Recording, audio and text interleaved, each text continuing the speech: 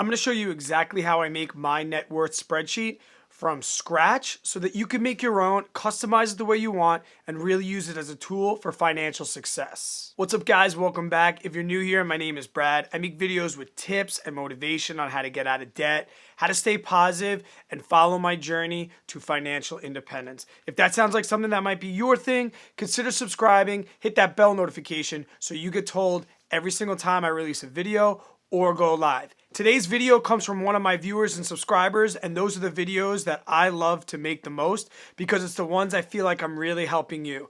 Every single time I release a net worth video, somebody asks, "Hey Brad, I know you made the budget spreadsheet tutorial. Do you mind doing one with the graph from your net worth?" And you want to know what? It's time. So after getting a question the other day about making this spreadsheet, I figured I would sit down real quick, show you how I make it from scratch, use some of the tricks and tools that I use for my budget spreadsheet, which if you haven't seen, I'll leave down in the description below. I hope it helps so you can make the perfect net worth spreadsheet just for you. You don't have to worry about buying it or anything like that. Just give this video a thumbs up, and that's all I really ask in return. Maybe give it to somebody that you know is trying to make a spreadsheet as well. So let's shoot down to my computer and I'll show you exactly how we make the spreadsheet. All right, guys, so here is the spreadsheet that we're going to be making right now. So we'll start with just this table right here in green. All right, so what I'm going to do is I'm going to click over to a new sheet, click. And what we'll do is, well, let's start with the top. I'm going to take these three, I'm going to click and highlight these. Now there's a button up here in the top right with these two arrows that says merge cells. When you merge those two cells together, you click that, they become one cell. Then you can use the tips right here. We could fill that. Let's fill it with, say, a green. And then you could just type in this that we want. Net worth by month. Now, as you can see in my spreadsheet right here, I have 4 total boxes that I do. So if you realize that you only did 3 and you needed one more, all you do is click and drag into that 4th box and click merge once again, and it'll merge it. Then just like anything, you can make this a little bit bigger. I will center it, make it look nice. We'll bold it and make it look awesome, and that will be that. To make a border around here, you click this right next to the fill color. You'll see borders. Click that border. Boom. Put a border around it, and we should be good to go. Now, for aesthetic purposes, I like to add a row above, and I like to add a row to the left just to space things out. I don't know, that's just my own OCD. I kind of like to have everything spaced out. Let me just get rid of this. Fill color reset. And then I will shrink these down and make them look nice so that they're just little tiny gaps. Then what we can see from here is I list a couple months, and this is going to help when making the graph. So whatever month you're on, go in and just type in a couple months. And you could format these a little differently. So right now we're in May 19, June 19, and I'm just going to type in a bunch. So now I've just typed in just the rest of this year to give you an idea of what we're going to be doing. Here is where we are going to list what our net worth is after we figure out the information that we need to figure out. Now, because I don't need the whole box, I'm just going to shrink this down just so it takes up the amount of space I need. All right. And we see in this C column is going to be a dollar amount. So if you want to make everything show up as a dollar amount, you click the box and then you click here. And then whatever number you type in there, 845 will come in as a dollar amount. 925. It automatically will do this. And you're going to do this as the months go on. 1230. Maybe the market went down, so you dropped. Then you went back up to 1400. So these are just examples, and you're just going to type these in as time goes by. The next column that I put in here is this is the difference from last month. So the way we're going to do this is we're going to come to the second box. What we're going to do to take the gain or the difference of the month before is press the equal sign. Then we're going to press sum, parenthesis. Now what you'll do is you will say that we want to go from this box and we want to minus it from the box before, close parentheses. That means I went up $80 from the month before. Now you don't need to do that for every single box. You could click this square right here, click and drag, and it'll set that formula for the entire column. Now, if you want to make these columns different colors, all you'd have to do is, as you can see in my video, I have each year by the color of green. So I will just add this color right here. And my last column that I have right here is my 1 year difference. So it would pretty much be the same as I take this month. If you see the formula on the top left, I took C14, which was here. I subtracted it from C2 the previous August, and that's all I did to make that box. And if you want to make this a little bit fancier, we can click and drag, click up in the top right in the borders, and then all you have to do, there's different types of border types. I want to make all of them the border. You could change the thickness. Let's make it a little thicker. And then boom, it'll take in all of these. And then for aesthetic purposes, I will just clean this up and make the boxes the size that I need to. Since there's no 1 year average, I just put N-A, which you see in my other spreadsheet. I center this, and then I just click and drag to make them all in here. That is how I make this first column here. Now my assets table is essentially going to be the same tricks, so I'm not going to go too crazy. But once again, if it look, I have 1, 2, 3, 4 columns. I'm going to merge these 4 columns by merging them. I will make the color of them blue. I will call this the assets. I will bold it. I will move it to the center, and I will make it a 12-point font. Then all you're going to do, same as before, I'm going to box these together. I'm going to put borders around them. And you can see, I just added up all the things. I list the columns, and I list all my items and things like that. And you could do the same. All you're going to do is add some things. So we have my 403B. We have my 401k, etc. And then maybe I have $20,000 in here, and I have $40,000 in here. Once again, this is a money column, so I'm just going to click it. I'm going to turn it into a money column.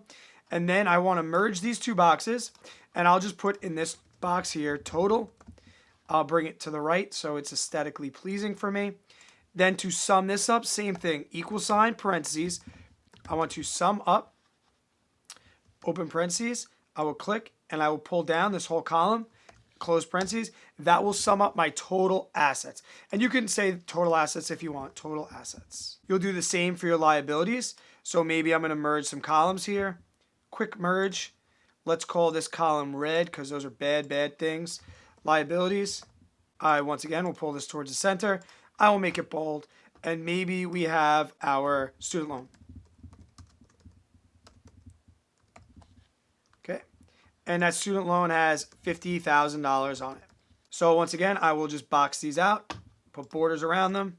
Okay, perfect. Now what I will do is I will put my total net worth. I'm going to merge these 2 boxes just to make the column a little bigger. Total net worth. I'll bring this over here. And I will say this is going to be equal to my assets minus my liabilities. Boom. Now that number right here is what is going to go in this box right here. So let's say we just figured that out for December. So I'm going to plug in for December $10,000 into here because I just figured that out. So that's exactly how I make this assets chart right here. And like I said, the colors and the merging, once again, if you want, you can make these more aesthetically pleasing to the size that you are going to need them. You can add extra columns as you see on the top. I've merged some more. I've bolded some things. I think you get the idea. Last is how do I make the chart, this yellow chart, and how do I customize that the way I want? Here's what we're going to do. If we go up to the top of this, we will see insert chart. Okay. And once you insert chart, you are going to see something and you're going to be like, oh my gosh, what the heck just happened? Okay. It's going to be okay. Here's what we're going to do. First, this setup page. We are going to make this scroll down, and we are going to make this a scatter plot. Okay. It looks wonderful. It's great. Next, data range. What we want for data range, I want you to click select data range, trash this, get rid of this, and then go up to May. Whatever your first column is at the time you're doing this, click, come over to the money amount, and then go down to the bottom of your column. Now, because you're going to be adding months, you can go past as many columns as you want. Click OK. That's going to be your data range. After that, you're going to drop into your x-axis. Now, this is x-axis, edit. That's going to be there, and you're good to go. So you see these dates, and we'll customize those dates and make them look a little different in a second. The series. So if we click on series, edit. The series that we want, which should be automatically in there if you did it right, is C3 down to C18. If it wasn't, all you'd have to do is delete this, click C3, and bring it down to C18 and press OK. What we're going to do is we're going to use these as headers. It doesn't matter if you take these off or not. That doesn't really matter. But we want to use column B as labels. You need to have that clicked, okay? Because then it will do this. So we need to have column B there. Once we have it set up, now I can customize it and make it look a little bit nicer. So we're going to come to the top right, and we're going to click Customize. The chart style, we've already customized that. But we can make the background color. In my example, I have a yellow background, so you could do the same, okay? You can maximize this. You can compare the modes. It doesn't really matter. You could change the font of the writing. That's completely up to you. Let's make them Georgia. Okay, and then that's pretty much it for customizing the background color and the font. The chart title and the axis. Right now, as you can see, it does not have a title. We can make a title here. Net worth. And once again, you could take that title and you could change the fonts. I'm going to bring it towards the middle and I'm going to bold it. That's just how I aesthetically like it. And then that's going to be it for customizing the chart title. Next is going to be the series. Now here's where in the series, which is pretty much series means data points, you could change the color of these dots. Let's make them black.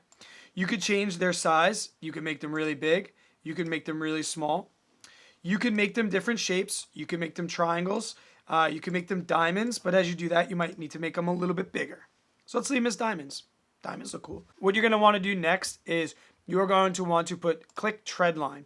This is what's going to give you your average. Now, this $10,000 jump is going to throw some things off. So I'm going to get rid of that just so our graph looks a little bit neater. If you lose that, say I just did that, say I lost my side box, these three buttons on the top will bring you back into your edit your chart, back into customize, back into series. Okay, so now that I've done this, I have my trend line. You can make it linear. I recommend, because it's probably going to be a little bit more, make it polynomial. And then you can make this either 2, 3. That really depends on how many swings and turns it has. But you can figure out what's best for you as far as polynomial. This is pretty linear. You could change your treadmill to reflect what that graph is actually going to be doing. You can label this if you want it. I don't tend to label it. I do none. You can make it thicker. These are all just customizable things that you could try. If you hate something and you don't know what you did, always press Command Z on a Mac or whatever the back button is on your PC. After the series, I can go down to the legend. I do not have a legend in this. A legend would be if you had multiple series in some sort of graph and you want to say, like, okay, diamonds equals this, circles equal that. But for me, I keep the legend at pretty much 0 and there's nothing there for that. Here's how we're going to change our axes. Now you see the horizontal, which is the same as the horizon. That's on the x-axis. You can label the font size and make it a little bit bigger. It's really up to you. But 12 seems to be pretty good for me. Text color, you can change that. You could treat the labels as text or not. When you treat them as text, you lose this. And if you look at my net worth, I've gotten rid of that because I wanted the ability to change my horizontal axes and slant them a little bit. So you can do this and slant them just like that. Okay, that's what we're going to do there. Vertical axes, great things you could do about the vertical axes. You can set the minimum value and the maximum value. So say right now, if you have a negative net worth, you can make this say like negative, like I was, 29,000. Okay, and it would make that graph start down here and go this big. But for us, we start at 5. So let's start at like 1,200, make that the minimum. And right now we're going up to 12.5. That's so much. We don't really need that. We really just say maybe like 2,500. We can make that. And you can, as your net worth grows, you can make this go up and up and up. Now let's make our max 2,500. Now we can set that right up. So you're going to play with these different minimum and maximums to make the graph look the way you want it to look. These are the factors you don't need to worry about. The grid lines, you can add, once again, vertical axes. You can add as many as you want. I add as many as I can just to give me more data, and that's fine. When you have this label, you can't add horizontal. If you wanted to, you'd have to go back to here. You wouldn't treat this as text. And then when you come back to grid lines, that's when you'd be able to add some horizontal grid lines as well, if that's what you wanted to do. The last thing you could really edit once we're done here is now you could treat this as a click and drag. So I'm going to scroll back up to the top. I'm going to put it right where I want. You can resize this if you're looking at it with a spouse or something like that. You can move it. Another fun tip people don't realize, if you click and drag a whole table or a whole section of boxes, you scroll to the top of it till it becomes a little hand. You move it over here. You can move it wherever you want. The whole table, all the formulas will go with it. Then maybe you might want this here, and you could do it like that. I hope this helped, guys. If it does, like I said, please just give a thumbs up. If you want some more help with getting to your own financial independence, please consider subscribing. I'd really be honored and humbled if you would. Until I see you in the next one, guys, stay humble, stay positive, work really, really hard, be kind to others. I hope you have a wonderful day and a better tomorrow.